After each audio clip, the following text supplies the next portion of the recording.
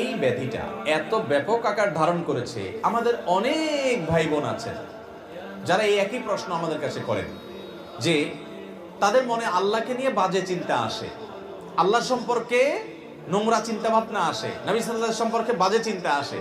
আপনি চিন্তা করুন তো, এই রোগটা যার মধ্যে আসে, এই আশাটা সেই লোকটাকে যদি অস্থির করে দেয়, তাহলে বুঝতে হবে এই লোকটা আসলে ঈমানদার, তার পেরেশান হওয়ার কোনো কারণ নেই।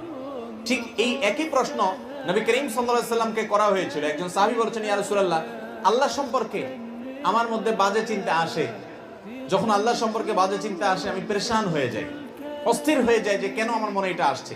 নবী করিম সাল্লাল্লাহু আলাইহি ওয়াসাল্লাম বলেছেন, যাকা নাফসুল ঈমান, তোমার মনে আল্লাহ সম্পর্কে বাজে চিন্তা আসছে, আসার পরে তোমার মনটা অস্থির হয়ে গেছে, এটাই তো তোমার ভিতরে ঈমান থাকার দলিল। কারণ খালি ঘরে চোর আসে না, যেই ঘরে টাকা পয়সা জিনিসপত্র থাকে ওখানে চোর যায়। তোমার মনের ভিতরে শয়তান এসে তোমার ভিতরে যেহেতু ঈমান আছে, এই জন্য বাজে চিন্তা ঢুকাচ্ছে, তোমার ঈমান নষ্ট করার চেষ্টা করছে। তুমি সেটা টের পেয়ে গেছো, অস্থির হচ্ছ, পেরেশান হচ্ছ, এর মানে হলো তোমার ভিতরে ঈমান আছে।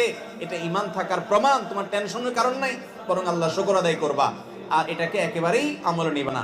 এরকম ইচ্ছার বাইরে মনে বাজে চিন্তা শয়তান ঢুকিয়ে দিচ্ছে, এর কারণে আপনার ঈমানের ক্ষতি হবে না, এর কারণে আপনি বেঈমান হবেন না, বরং এরকম পরিস্থিতি আসলে কয়েকটা কাজ করবেন। নাম্বার 1, এটাকে একদম আমলে নিবেন না। নাম্বার 2, খুশি হবেন যে আমার ভিতরে ঈমান আছে, এজন্য শয়তান আমাকে খোঁচাচ্ছে। কোন অমুসলিম, কোন ভিন্ন ধর্মের অনুসারী কিংবা কোন নাস্তিক জীবনে এই কথা বলবে না যে তার মনে এরকম হঠাৎ হঠাৎ বাজে চিন্তা আসে, কারণ ওর ভিতরে তো ঈমানই নাই। শয়তান তার কাছ থেকে ঈমান ছিনিয়ে নেওয়ার চেষ্টাই করবে না। শয়তানকে আমরা দেখি না, গোটা কোরআন জুড়ে সবচেয়ে বেশি সাবধান করা হয়েছে আমাদেরকে শয়তানের ব্যাপারে। আদুউন মুবিন আল্লাহ তাআলা বলেছেন, সেই শয়তান সম্পর্কে আমাদের ধারণাই নেই, আমরা জানি না।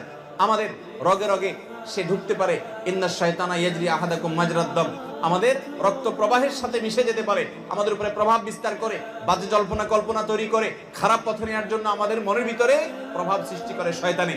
এই শয়তান সে কিন্তু কোনো ওই যে শয়তানের অনুসারী, শয়তানের গোলামের মধ্যে পাবেন না, তার মধ্যে শয়তান থাকে না। ঈমানদারের মনে বাজে চিন্তা আসে, এই কথা চিন্তা করে আল্লাহ শুকর আদায় করবেন। তাহলে প্রথম কাজ হলো এটাকে পাত্তা দিবেন না, এর কারণে আপনার ঈমান ক্ষতি হবে না।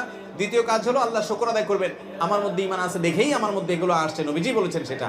নাম্বার 3, এরকম বাজে চিন্তা আসলে আমানতু বিল্লাহি ওয়া রাসূলিহি, এটা পড়বেন, আমানতু বিল্লাহি ওয়া রাসূলিহি, আমি আল্লাহ এবং তার রাসূলের প্রতি ঈমান আনলাম। এটা বললে দেখবেন যে মন থেকে এই শয়তান দূর হয়ে গেছে।